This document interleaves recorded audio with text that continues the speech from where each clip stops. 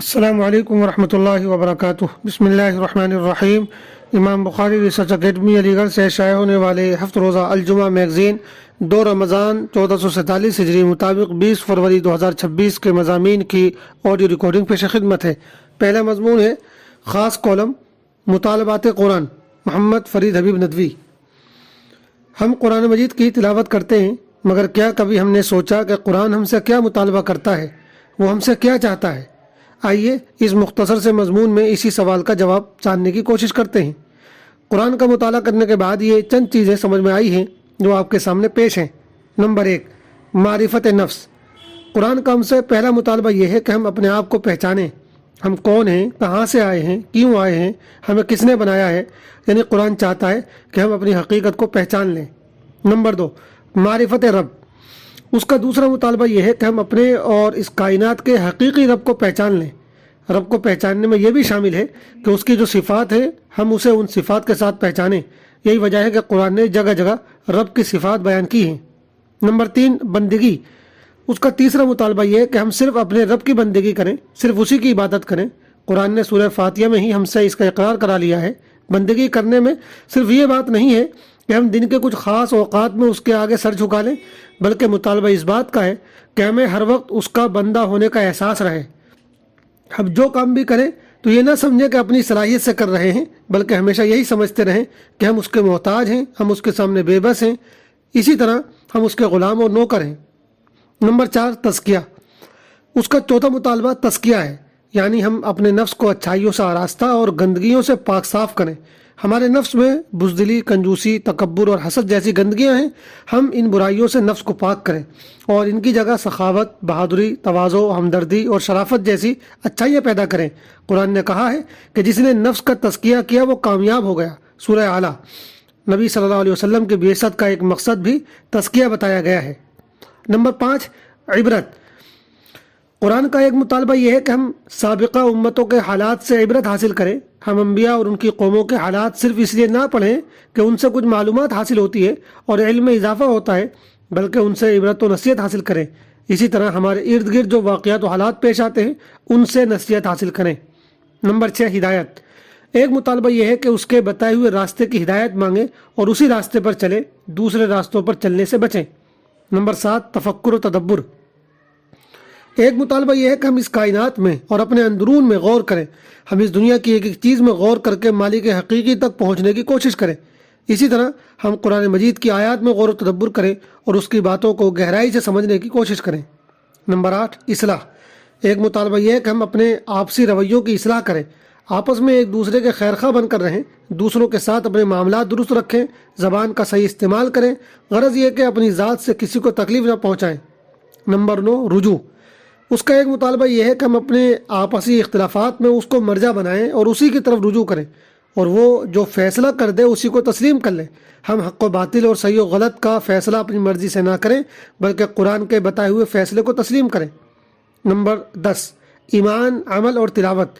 قرآن کا ہم انسانوں سے یہ بھی مطالبہ ہے کہ ہم اس پر ایمان لائیں، اس پر عمل کریں اور اس کی تلاوت کرتے رہیں۔ دوسرا مضمون ہے ماہ مبارک، رمضان خرچ کرنے کا مہینہ، محمد فرید حبیب ندوی۔ احادیث سے معلوم ہوتا ہے کہ رمضان کا مہینہ جس طرح نماز، روزے، دعا اور تلاوت کا مہینہ ہے، وہیں یہ خرچ کرنے کا بھی مہینہ ہے۔ یہی وجہ ہے کہ اس مہینے میں زیادہ سے زیادہ خرچ کرنے پر ابھارا گیا ہے۔ اسی طرح خرچ کرنے کی کچھ ایسی شکلیں بتائی گئی ہیں جو رمضان کے ساتھ خاص ہیں۔ نمبر 1، رمضان میں خرچ کرنے کی خصوصی ترغیب۔ متعدد احادیث ہیں جن سے رمضان میں انفاق کی ترغیب ملتی ہے۔ حضرت انس بن مالک بیان کرتے ہیں کہ حضور صلی اللہ علیہ وسلم سے پوچھا گیا کہ کون سا صدقہ سب سے افضل ہے؟ آپ نے فرمایا رمضان میں کیا گیا صدقہ سب سے افضل ہے، ترمذی شریف۔ حضرت ابن عباس بیان کرتے ہیں کہ رسول اللہ صلی اللہ علیہ وسلم سب سے بڑے سخی تھے اور آپ کی یہ سخاوت رمضان میں سب سے زیادہ ہوتی تھی جب حضرت جبرائیل آپ کے ساتھ مل کر قرآن کا دور کرتے تھے۔ اس وقت آپ کی سخاوت تیز ہوا کے جھونکے سے بھی بڑھ جاتی تھی، بخاری اور مسلم۔ ایک حدیث میں کہا گیا ہے کہ رمضان غم خواری کا مہینہ ہے۔ یہ حدیث بتا رہی ہے کہ رمضان کا مہینہ ہے ہی اس لیے کہ مسلمان ایک دوسرے کا خیال کریں، ایک دوسرے کی غم خواری کریں اور اپنے خزانے دوسروں کے لیے کھول دیں۔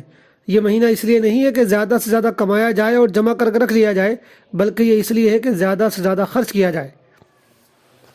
پھر یہ بات بھی کہی گئی ہے کہ رمضان کے مہینے میں ہر نیکی کا اجر بڑھا دیا جاتا ہے۔ چنانچہ ایک مشہور حدیث ہے جس کا مفہوم ہے کہ رمضان میں کی گئی عام نیکی یعنی نفل نیکی دوسرے دنوں کے فرض کے برابر ہے، اور رمضان میں ادا کیا گیا فرض عام دنوں کے 70 فرض کے برابر ہے۔ ابن خزیمہ اور بیہقی۔ یہی وجہ ہے کہ علماء نے اس مہینے میں خرچ کرنے پر خاص زور دیا ہے۔ علامہ ابن قیم حضرت ابن عباس کی مذکورہ بالا حدیث پر جس میں حضور کی سخاوت کا ذکر ہے تبصرہ کرتے ہوئے لکھتے ہیں، یہ اس بات کی دلیل ہے کہ رمضان میں سخاوت، خیرات اور نیکی کے کام دیگر مہینوں کے مقابلے میں زیادہ فضیلت رکھتے ہیں۔ زاد المعاد۔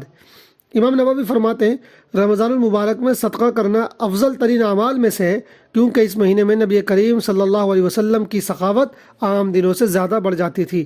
شرح مسلم۔ نمبر 2، خرچ کی مختلف شکلوں کا رمضان سے تعلق۔ مال خرچ کرنے کی کچھ ایسی شکلیں ہیں جو صرف رمضان سے ہی تعلق رکھتی ہیں، جبکہ بعض ایسی ہیں جن کا رمضان سے خاص تعلق ہے۔ مختصر تفصیل مندرجہ ذیل ہے۔ نمبر 1، صدقہ فطر۔ رمضان کے روزوں میں ہونے والی کوتاہی اور عید کی خوشی میں غریب و کمزور لوگوں کو شامل کرنے کے مقصد سے صدقہ فطر واجب کیا گیا ہے۔ یہ رمضان اور عید کے ساتھ خاص ہے۔ نمبر 2، کفارہ۔ رمضان کا روزہ توڑ دینے پر کفارہ واجب کیا گیا ہے، یہ بھی رمضان کے ساتھ خاص ہے۔ نمبر 3، فدیہ۔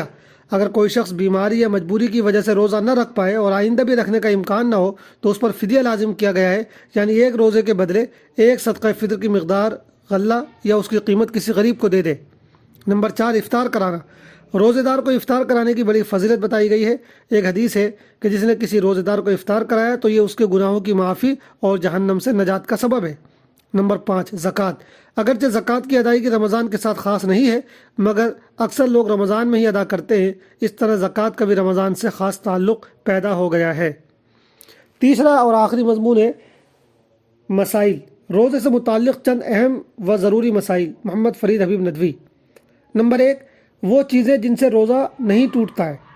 روزے کی حالت میں مسواک کرنے سے روزہ نہیں ٹوٹتا، روزے کی حالت میں انجیکشن لگوانے سے روزہ نہیں ٹوٹتا، چاہے انجیکشن گوشت میں لگوایا جائے یا رگ میں لگوایا جائے، اور چاہے طاقت کے لیے ہو یا بیماری کی وجہ سے، البتہ بغیر کسی مجبوری کے طاقت کا انجیکشن نہیں لگوانا چاہیے۔ گلوکوز کی بوتل لگوانے سے روزہ نہیں ٹوٹتا، البتہ بغیر کسی مجبوری کے ایسا کرنا مکروہ ہے۔ روزے کی حالت میں کسی کو خون دینے سے روزہ نہیں ٹوٹتا، روزے کی حالت میں جسم سے کسی بھی مقدار میں خون نکلنے سے روزہ نہیں ٹوٹتا، روزے کی حالت میں دانت نکلوانے سے روزے پر کوئی فرق نہیں پڑتا، بس اس بات کا خیال رہے کہ خون حلق میں نہ جانے پائے۔ روزے کی حالت میں بھول کر کھا پی لینے سے روزہ نہیں ٹوٹتا، روزے کی حالت میں آنکھ میں سرما یا کاجل لگانے سے روزہ نہیں ٹوٹتا، روزے کی حالت میں بیوی کے ساتھ دل لگی کرنے اور بوسہ لینے سے روزہ نہیں ٹوٹتا ہے، روزے کی حالت میں احتلام یعنی نائٹ فال ہو جانے سے بھی روزہ نہیں ٹوٹتا۔ نمبر 2، جن چیزوں سے روزہ ٹوٹ جاتا ہے اور اس کے بدلے میں صرف ایک روزہ قضا رکھنا ضروری ہوتا ہے۔ کان اور ناک میں دوا ڈالنا۔ بھول کر کھا پی لیا اور یہ خیال کیا کہ اس سے روزہ ٹوٹ گیا ہوگا، پھر جان بوجھ کر کھا پی لیا۔ رات سمجھ کر سحری کا وقت ختم ہونے کے بعد بھی سحری کھا لی۔ اسی طرح اگر کسی کی نکسیر پھوٹ جائے اور خون حلق میں چلا گیا تو روزہ ٹوٹ جائے گا، اور اگر خون حلق میں نہیں گئے تو روزہ نہیں ٹوٹے گا۔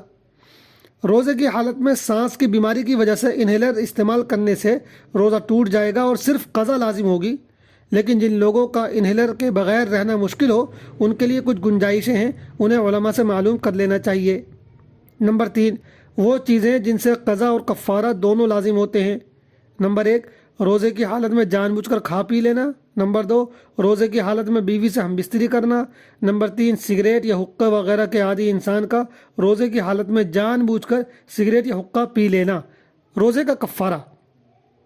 نمبر 1، کفارہ صرف رمضان کا روزہ توڑنے پر لازم آتا ہے، نفل یا قضا روزہ توڑنے کا کوئی کفارہ نہیں ہوتا، البتہ قضا لازم ہوتی ہے۔ نمبر 2، روزے کا کفارہ یہ ہے کہ 2 مہینے لگاتار روزے رکھے، اگر یہ ممکن نہ ہو تو 60 مسکینوں کو 2 وقت کا کھانا کھلائے یا اس کے برابر قیمت دے دے۔ والسلام علیکم ورحمۃ اللہ وبرکاتہ۔